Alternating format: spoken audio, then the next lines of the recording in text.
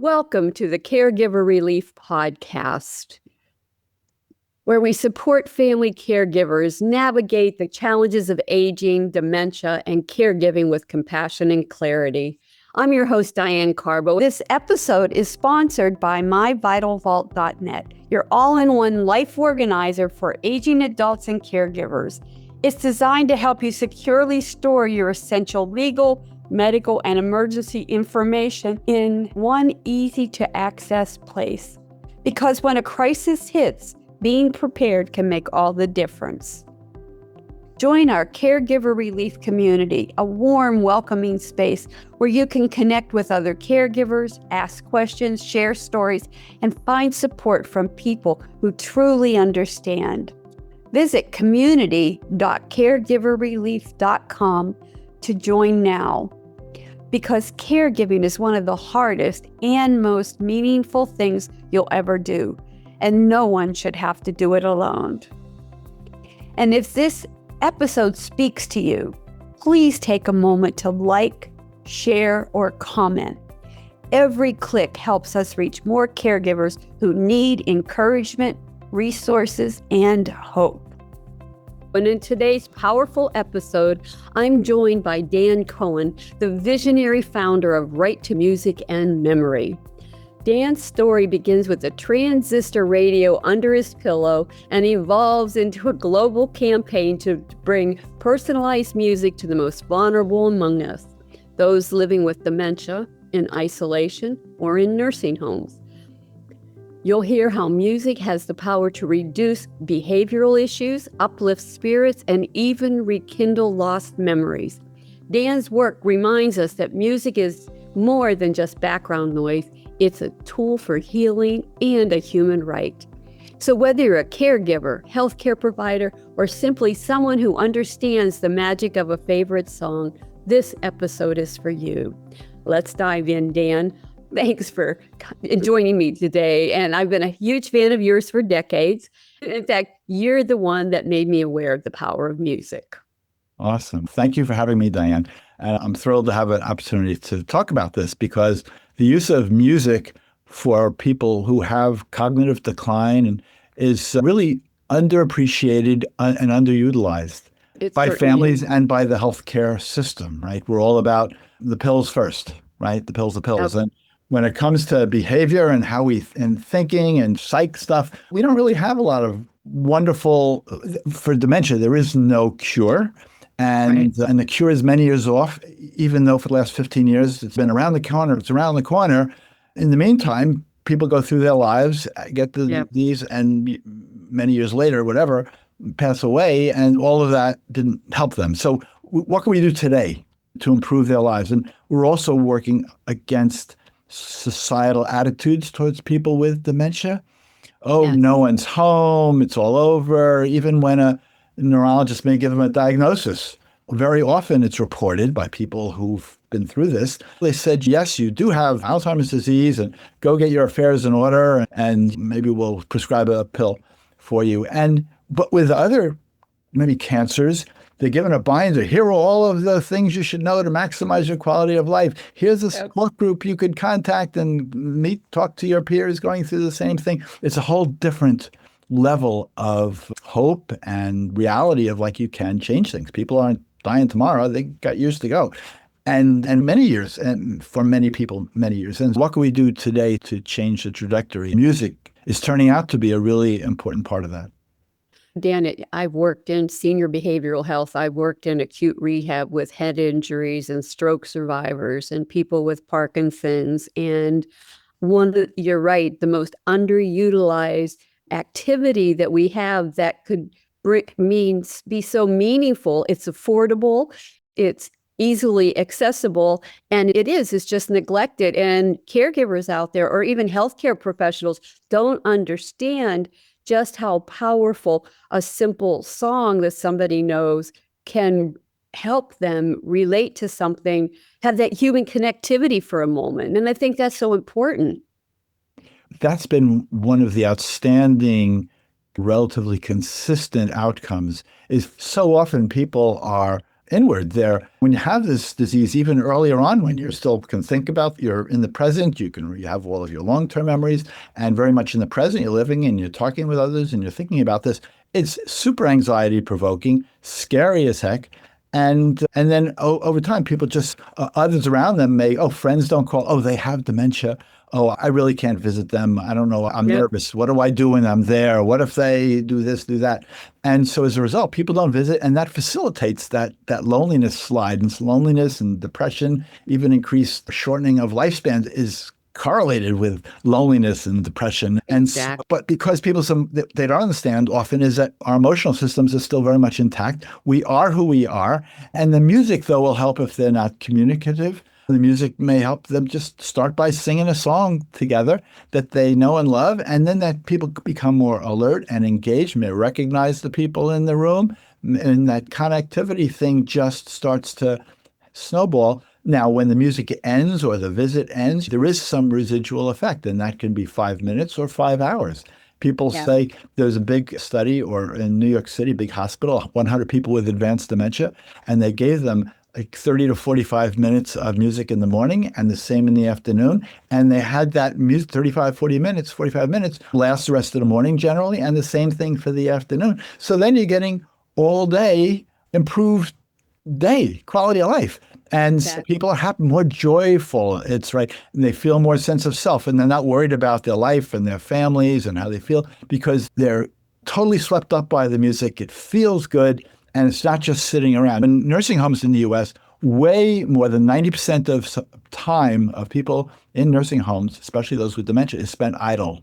And the Centers for Disease Control did a study, and they said that people in nursing homes only have 11 minutes a day of meaningful engagement on average. And in assisted living, it's 20 minutes per day of meaningful engagement. And that's of all kinds, including music. Wow, that's shocking. These are shocking numbers. And of course, there's variety. It's a range. It's an average. Some places are very vibrant and they've embraced music. And if that's maybe 5%, and I'm not just talking about, we have somebody come in once a week or twice a week to perform for an hour. No, that's not what we're talking about. We're talking about understanding what you love and providing it in different ways, not just listening, maybe with headphones, but singing or singing together or dancing or playing an instrument if you used to. People still have that physical memory.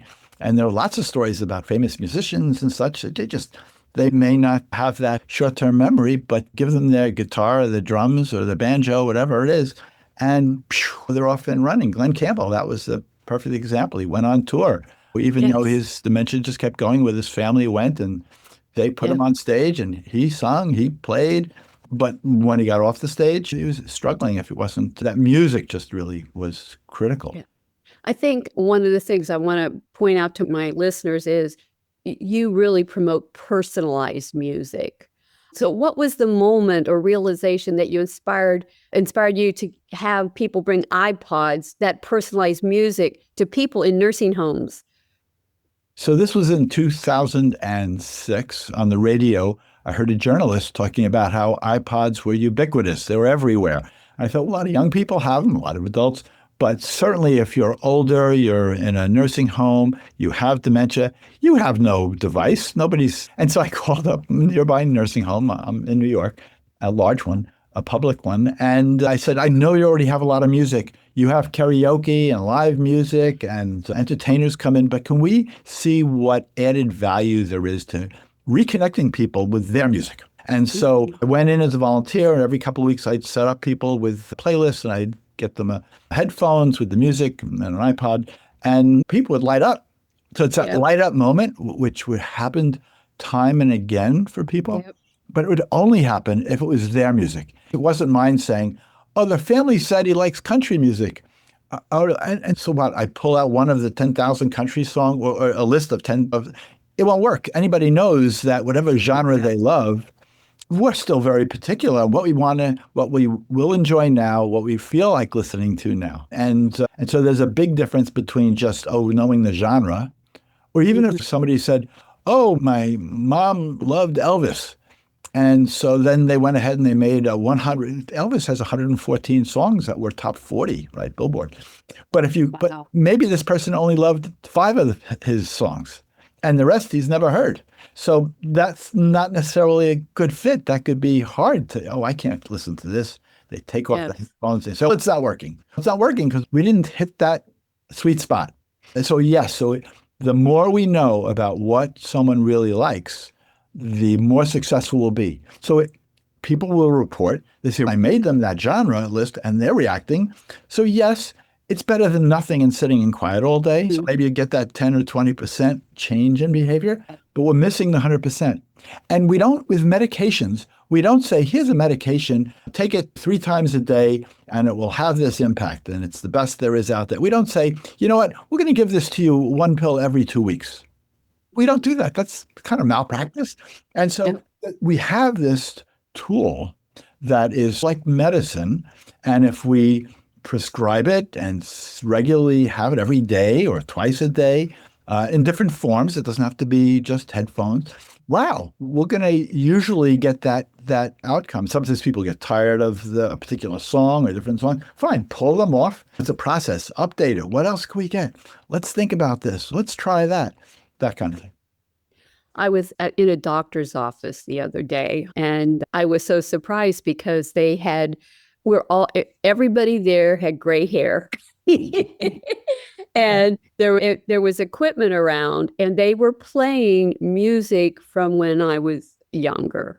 And I can tell you that everybody was singing along with the music. And it was because we all relate to that era. And I thought, they're really smart because everybody was happy. Everybody was singing along, just being silly. And it was fun because people were actually looking at each other singing. It was rock, classic rock. I mean, I just giggled because I thought, I was thinking of you, Dia, and I'm thinking, oh man, he must have contacted these people because for a special effect on their clients. Now, it definitely wasn't personalized, but it was a genre that everybody, the gray-haired people in the office could enjoy and listen to. So I appreciate that.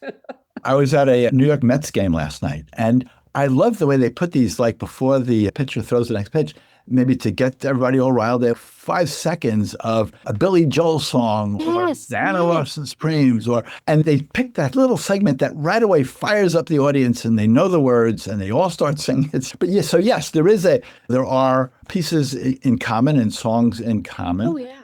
But everybody's playlist is different.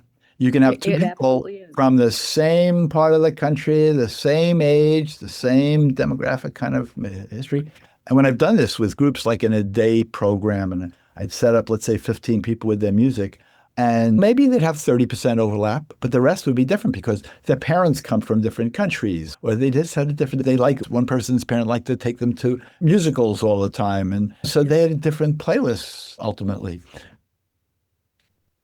I have a good friend who raised her boys watching Westerns. Now, they're only teenagers now, but she worked in the dentist office and they had this machine and they would put in old Westerns and the songs that would come. Those kids, when they grow, they're teenagers now and they still relate to those songs from that era, which is how do a 13 or 14-year-old boys like that kind of music because it's from a different era. But you're absolutely right. And like I told you before, one of my clients was a boxer, very poor man, grew up and lived in very bad institutional settings all his life. But when he was young, his mom took him to the opera. She snuck him into the opera. And he was a boxer. He had developed dementia. But the most calming thing to him was his opera. And when you say, you're right, the nurses would put it on because he was a grumpy, growly guy when he got older. Surprise. The best thing they did was before they even started care for him in the morning, they would put his little headset on with opera. And he would sit there and he was not able to speak all the time, but he would say some words and sing along. And I'm like, it's not over till the fat lady sings. And he was, it was just impressive. And they did it twice a day where before he got up and at night before he went to bed and during the day if he wanted it. But it really changed his life and gave him a better quality of life for a longer period of time. So it's very interesting. So when we talk about grumpiness and just people who are, let's just say, who are distressed Yeah. and within their dementia or might get physical or angry. And what research has found and what experienced people in the field know that yes, just like that, if you have good music, people are not going to be anywhere near as angry or upset.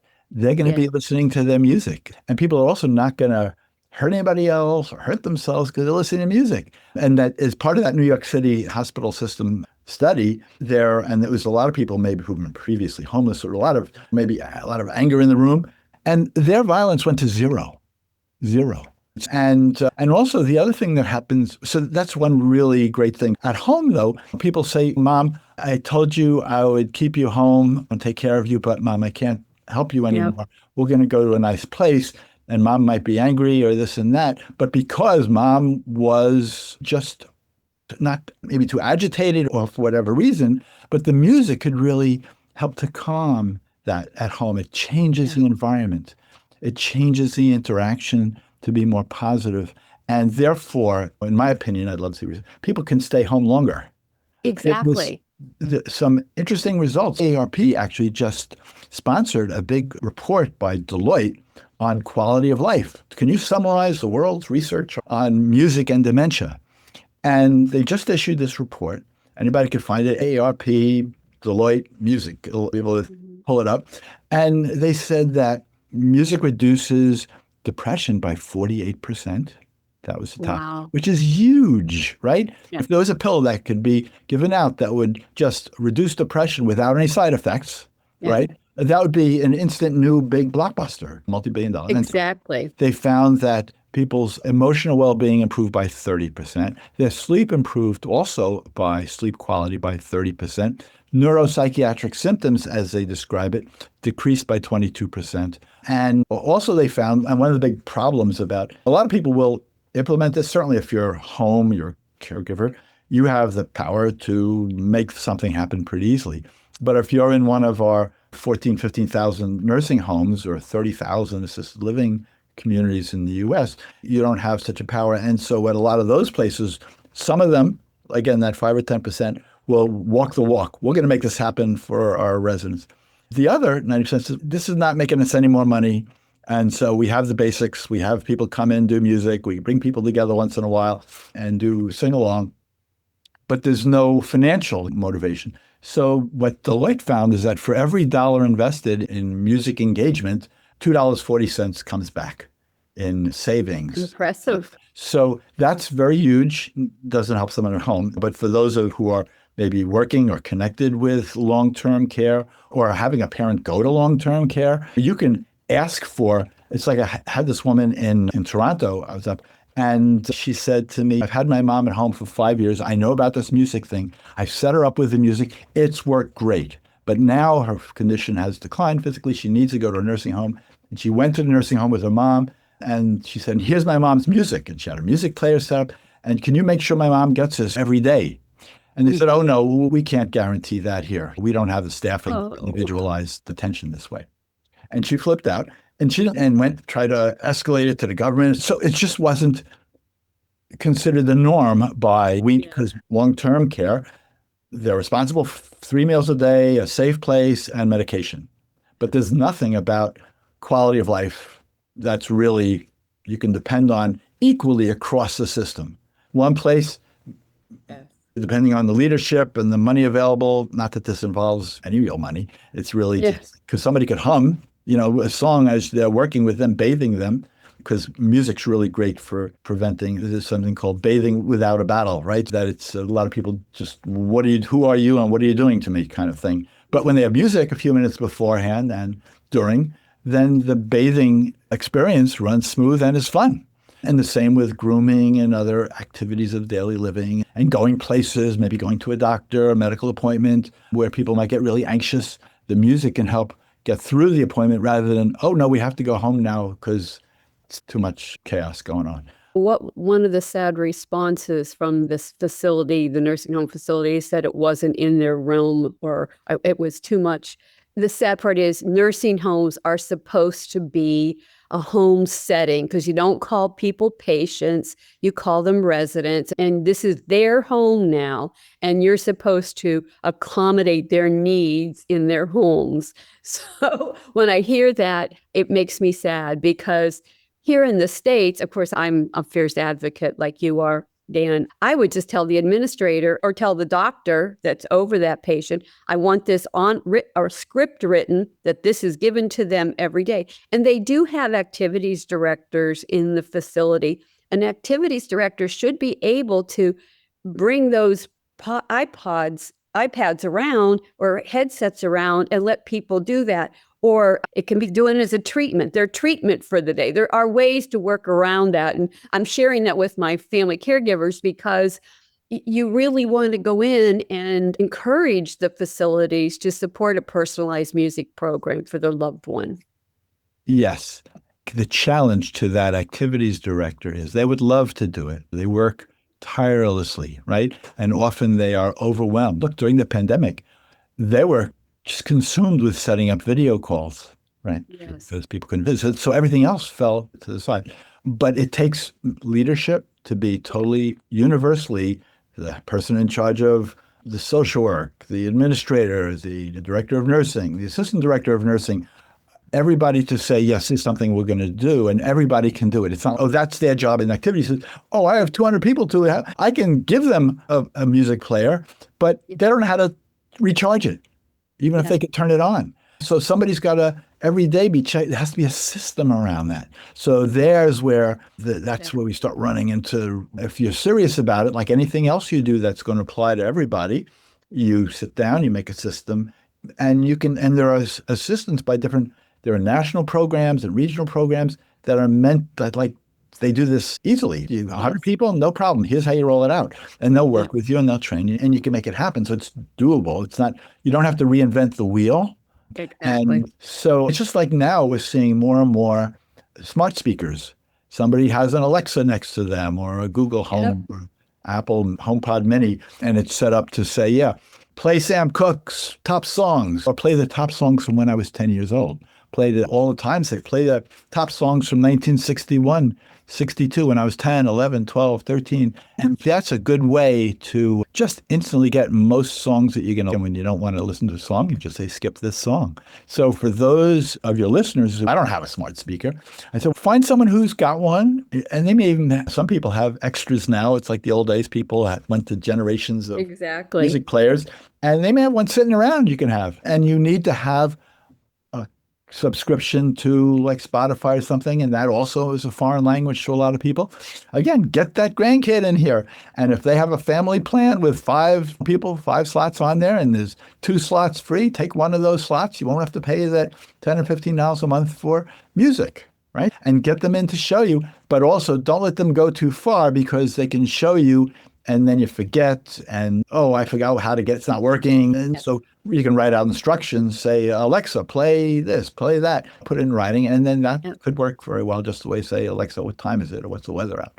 And so that's a new, so we have many ways. There's the, what's going on in terms of local, it's the summertime, there's always community entertainment going on, and shows, and musical, and what would my loved one, wow. I've been in many nursing homes over my decades. And one of the things that I saw when you're talking about a team approach to any kind of activity, I've been in 2 buildings in this whole career, and I've been in a lot of buildings, but these 2, the leadership was totally different from anything I've ever seen. And they were not associated at all, but from the administration, the administrators to the DON, to the cleaning staff, every day that staff was designated to feed patients at lunch, breakfast, lunch, or dinner. And there were other activities where they would bring they were having problems with water, getting water past. One of the administration was every day. And it's good for the administration, the people up on top, to be able to see, especially in nursing homes and assisted living, to see everybody every day, because they get familiar with patients or residents.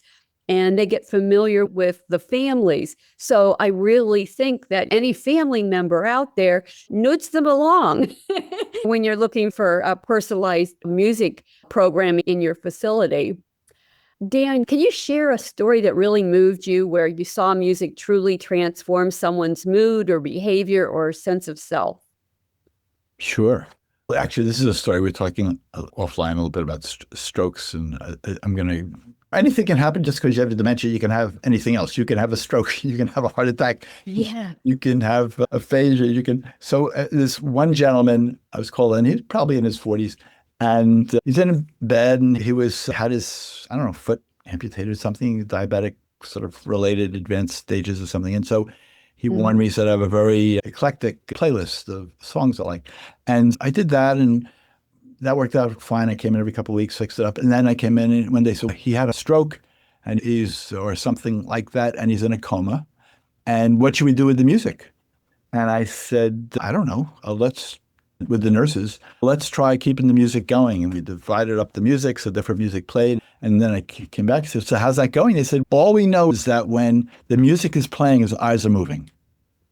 Oh, wow. And we don't know if that's an automatic kind of reflex or whether that really reflects. He's stuck inside there and he's hearing that music. And that was one thing. But the Henry video, which went viral, to me was a huge, early on for me, a huge accurate statement of someone who was in a really good nursing home for 8 or 10 years, mostly head down, didn't say anything. And people just didn't think he had anything to say. And then when we played his Cab Calloway favorite songs, the guy just sits up, eyes open, and he's listening to the music. And then when the music turns off, he starts talking a blue streak. Yeah, when I was 10 years old, my father died. I had 7 brothers and sisters. I became the man of the family. He was like, it was mind-blowing. And he didn't stop. He had his music for 4 years till he passed. And Yvonne, who was his certified nurse assistant, recreation person, she just updated the list and made sure, worked with the family. And that was the thing that changed his life there. And it became actually this. So I was lucky to just get a camera person in for an afternoon to just, can you catch this? And he did. You can't make something go viral, but this video did go viral. And it's now the most viewed video on anything having to do with Alzheimer's or dementia globally at over 50 million views. And then I said, that's crazy. Why would so many people watch this? And the conclusion I've come to is that it's because up until now, everybody had a perception of dementia equals no hope. No hope for happiness, no hope for connection, no hope for your sense of self being maintained. And so this really gave people hope. Look at this guy. Look how he's responding. And so that sparked others to try it and to right away with their family members. And now I will say there's no guarantee that it'll work. Exactly. The closer we get to, and sometimes we don't know what someone loves. Yeah. Gee, I never talked about that with Grandpa, and I don't know. So there are things you can do. You can guess. You can go by those date of birth, and from 10 to 15 is a great time period. But so I'll give an example of there's a program in Toronto and a program in North Carolina. In Toronto, their Alzheimer's Society there, for 14 years now, anyone in Toronto who's got dementia, they will set them up today with a music player with all their favorite music. And they've done like 9,000 people that way. When I asked them, so what percentage of people does this work for? Percentage? People? Like it works. Like it does work most of the time. But if I ask a nursing home, what percentage of people does it work to? I get a different answer. I get an answer. It works really well for 1/3 of the people here. It works well. Someone might be more relaxed when they're fidgety or have a smaller reaction for another third. And the last third was no apparent reaction. And so what's the difference between these two scenarios? They're both giving people with dementia these devices. The answer is that when people go to get a diagnosis, usually it's still early on. They're perfectly communicative, and they can tell you what they love, right? But in a nursing home, very often it's people go there, the dementia is very advanced, they can't tell you anything, there may be no family around that can help, and so they got to guess, and it's hard to guess. So they're not going to be successful because they didn't have the right music. In North Carolina, for anybody listening, of your listeners who are in North Carolina, the Dementia Alliance of North Carolina, which is statewide, they'll do the same thing. Anyone who's got cognitive decline, they'll set them up with a music player. They'll help you come up with that customized list. They'll do it. Even during the pandemic, they started testing it online, like before they shipped it out. You told me the music that your mom loves. We've put it together on a music player, but before we send it to you, let's get your mom on Zoom and we'll play 5 seconds, 10 seconds of each song to see if she responds. And so as long as she responded to each song, that song stayed in. If she didn't, the song came off. So when they got it delivered, this was a big win. And the number they gave at how many it works with, they said, we don't know. We don't really track exactly. Over 90% for sure. And where do you get that success anywhere else? And so it's unique. We don't have a lot of choices of how do we improve quality of life. Nobody's talking about that. Yeah. And so we talk about how many more people are going to have the disease, all the research and this and that, but nothing to really help people today, except our system is mostly focused on giving people the tools to understand the disease and how to do your best within the situation for yourself. And also there's talking about doing for yourself. So that AARP Deloitte report also concluded that caregiver stress is reduced on average by 25%. And they said all of their numbers were conservative. They based it on people getting music for 30 minutes 2 times a week for a year and in a small group with a music therapist. And so I'm like, hey, you give somebody music every day and you vary it up and you give them their own music, those numbers are low. And especially the caregiver stress numbers, because there are other research that's been done, and really they indicated it cuts it in half. Because you can, for caregivers, for family, you can give someone their music. They're going to sit for 20 minutes and love it while you do something in the kitchen, or you go on the phone, or you need time to yourself, or you need to go outside, or you need to walk the dog. The person's not going to get up, walk out the door, or get into trouble in the kitchen, or any such thing. And also, you can put on your music while they put on their music on your 2 headphones, or you put on the music and you dance. I know this couple in Singapore, and they actually had the TV station paid for a dementia choir and research. So people came with their partners, and they did this for 90 days, and they came twice a week, and it was great. And the gentleman with dementia, he lit up from being really just down and depressed. But then it ended because the funding ended. So they went home, and he right away started the slides. So his wife just cleared out the living room, made space, turned up the music, and they danced. So they dance every day, once a day in the middle of the day. And now, so he holds on to that alertness, that vivaciousness, right? And they have a good time together. So everybody wins. I love that. Dan, you've worked so hard to close the digital divide in elder care. What barriers still exist, and how can listeners help break them down? I think people should, when hearing this, there's no downside. There's no danger. There's no symptom that's going to, yes, somebody might say, oh, I don't like that song, or I don't like that song. I had somebody they stopped in the nursing home, they stopped giving this gentleman his music because, and let me just make a note to myself so I don't forget what I'm going to say. And so I called because I helped them set up. It happened to be the son of this gentleman in the nursing home was the father of a prominent researcher, Alzheimer's researcher.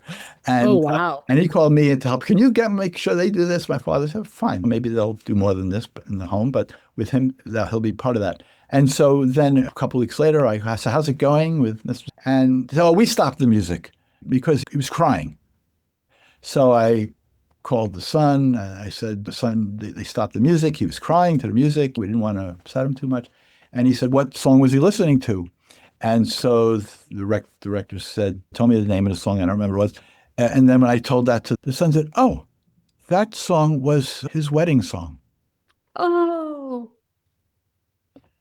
And he misses his wife. Yes. Let him cry. He needs to have a good cry. Put the music back on. So we have to be sensitive to what people are going through. We want to watch how people respond to music in case there's a negative reaction to get that ideal list. But so my point here is that everybody should feel confident. I like to say you are now deputized. Say this works more than anything else, the majority of the time, certainly. And we need to get in there early. We need to work hard at it. And then we'll reap the benefits. But overall, I think we're talking institutional inertia. The doctors should be recommending it, the primary care doctors, the geriatricians, the neurologists, the psychiatrists, everybody's coming in touch with the nurses, nursing world. Yeah. Music also reduces the perception of pain, which the nursing world knows. One of the first studies I saw almost 20 years ago was about music's impact on dementia, on pain, in the Advanced Journal of Nursing out of the UK. And they said, yeah, we know this, and it reduces the perception of pain by 20-something percent. But it doesn't get used because it's easier to just, that medicine cart goes around. Everybody's got to get their pills. And we don't have time. You know, what's sad about that is with pain pills, they give them to you. And then when you become used to it and you need more, they want to take them away. Whereas music can be a real solution in the beginning. Music might be a better alternative initially and ongoing versus having to throw those pills to people. I know I can't take pain pills, and I'm going to use music now. I'm going to get myself a program. 20% is not like no matter what. But as I spoke to one woman, she said, when I'm listening to my music, I don't feel the arthritis in my wrist.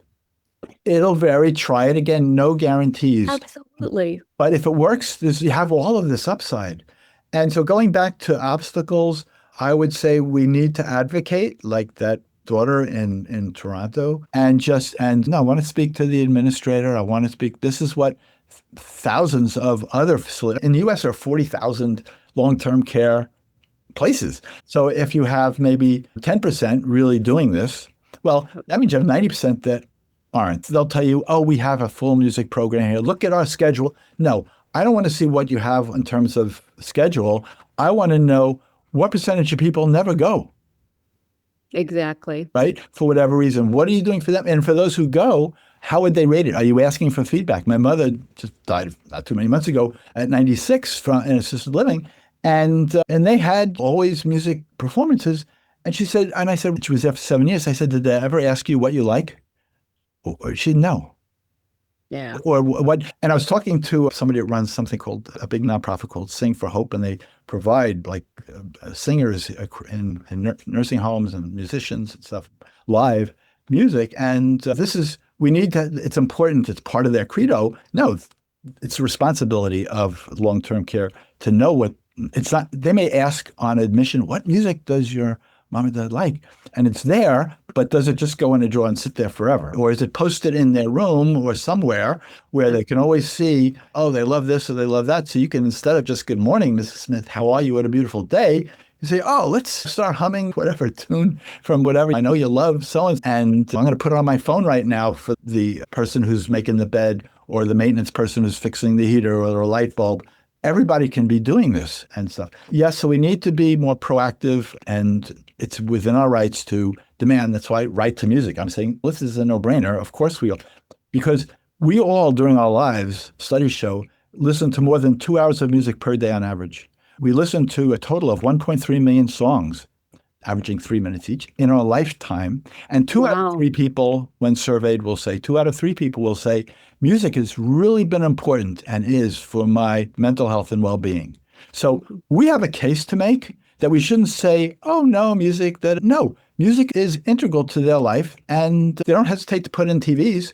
And when we went from big, bulk, hulking TVs to flat screens, bam, the money happened. Every room got them because they had to keep up with the competition. So in this case, it's the same thing. Competition is it is a competitive advantage, and that's the one incentive. So we need to better train our doctors and nurses or include non-farm approaches like music.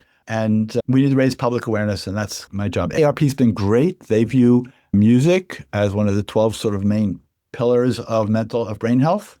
So that's, and their website now is just flowing with music and brain health and dementia. In fact, they did a infographic with them. It's on their website, and I can send it to you if people want it, on just the dementia journey.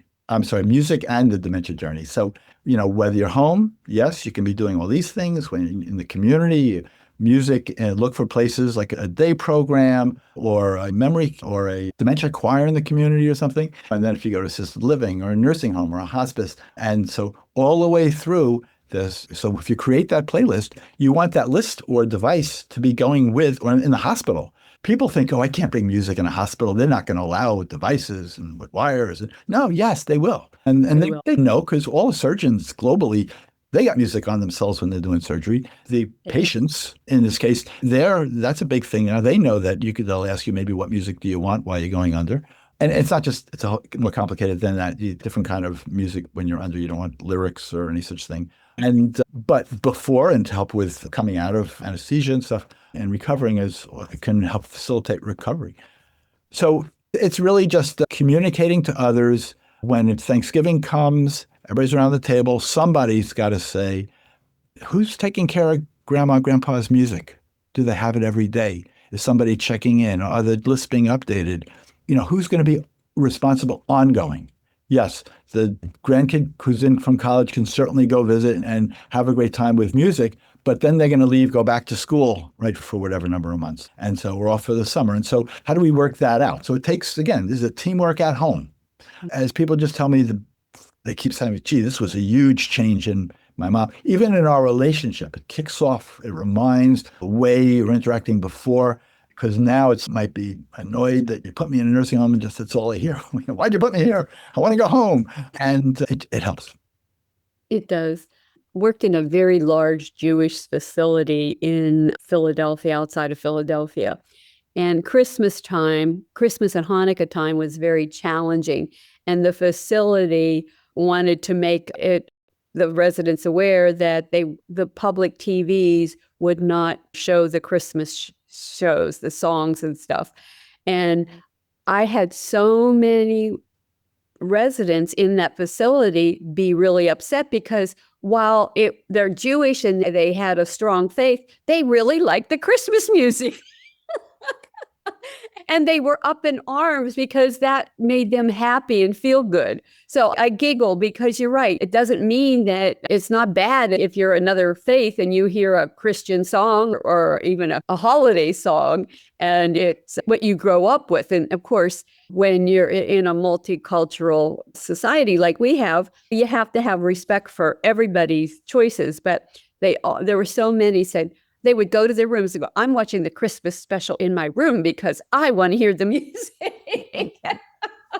So those are stories that I really like. Yeah, just because you are of a different faith or you look poor and you love opera, you can't correlate what people like with the way they look or what their beliefs are because it can be very different. Absolutely. Which reminds me, the best way to convince someone I've found so far. The movie was Alive Inside was made in 2014. It's still being used from middle schools to medical schools globally. It's just integral to introducing people to that people are still there and also how music can help. It's 78 minutes long. It's for free, available on YouTube, but it's a very effective tool when you're talking to someone else. The question is, if they've seen Alive Inside, then they're going to know that you know what you're talking about. And then they know that's really the way things are because Alive Inside follows sort of 7 different people, most of whom have dementia and through the healthcare system and at home. And it's a very powerful, effective way to break down the barrier. People often think that everybody's their own expert on music because we've had it our whole lives. We can't remember when we haven't had it. And what do you mean that music has a special impact on dementia? Dementia is a big disease. It can't be connected. And so this issue about people are hollow, they're not there, and when that's totally wrong, so we want to get past that. And the movie does both. It addresses both that, yes, they are alive inside, and also that we have a path. This is how we can get there. And here are people in the system from the various perspectives and the families.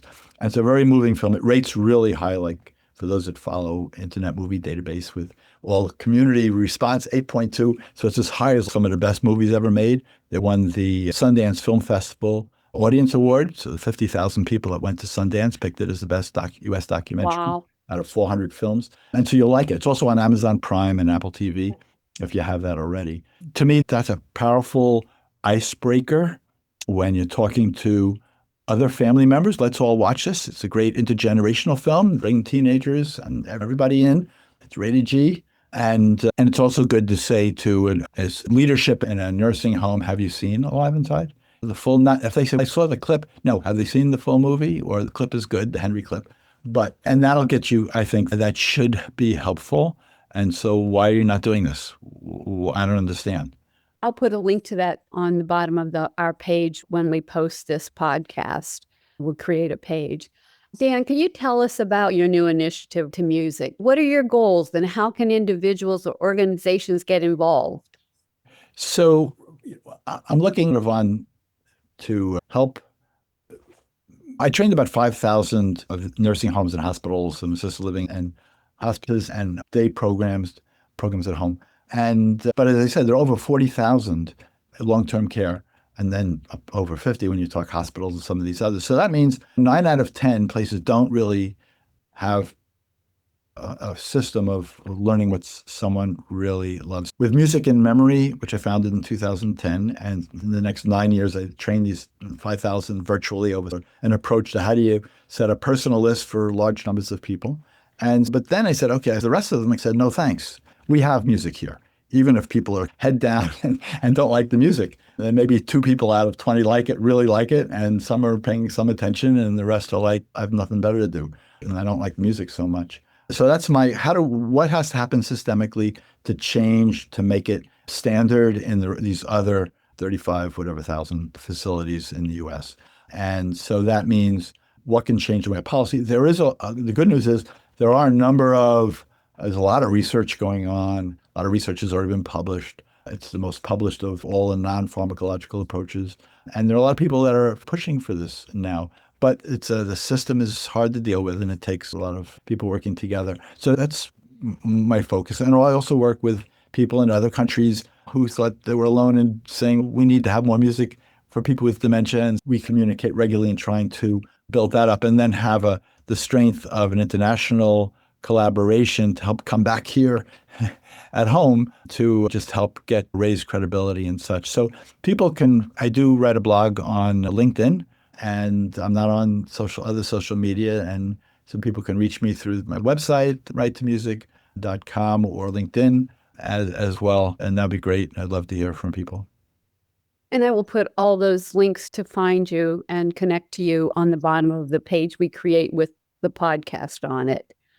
Dan, if you could leave our caregivers and listeners with one powerful message about music, what would it be?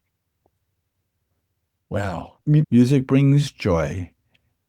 Music improves life for everybody in the family.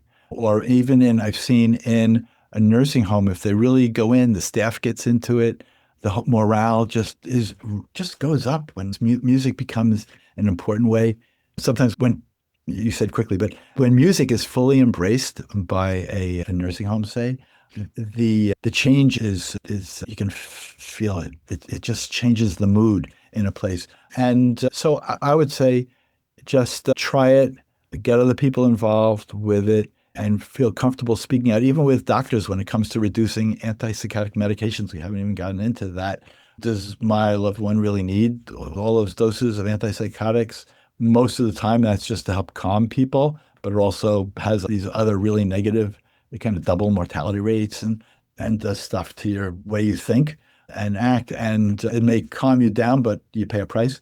And it's not really needed except for Tourette syndrome or Huntington's disease. But the rest of it, like 1 or 2% may be appropriate. And the rest of it is off-label and not really. Use music. Can we try to move people off of those drugs using music? Even if we can't completely eliminate them, maybe we can reduce it. And if a doctor says, oh, no, this is the way it has to be, in some cases, it may be just that's the way it has to be. But most of the time, no. Okay, so sometimes people have to really go toe-to-toe with the doctor. If the doctor just doesn't want to try, let's try this, right? Everybody should be with you because I got to speak to 300 doctors at one of their conferences, doctors involved in long-term care, and they saw the movie. They gave a standing ovation to the movie. And they told me afterwards that this group has never done a standing ovation for anything, right? So they're into it most of the time. And so that's why you could tell the doctor, watch Alive Inside with your family at home one night this week, and let's talk. That's the way I do it. I say, okay, let's watch the movie, and then let's talk. My thing is how to make things happen, how to make things change. And I see Alive Inside as what just works better than words. It's why we end up making the Henry clip and then the movie is because words people just don't understand a lot of the time by just describing things or reading something. We are now the video generation or society, and boom, video. So if we go with that, I think you'll make progress, and then I'd be happy for it.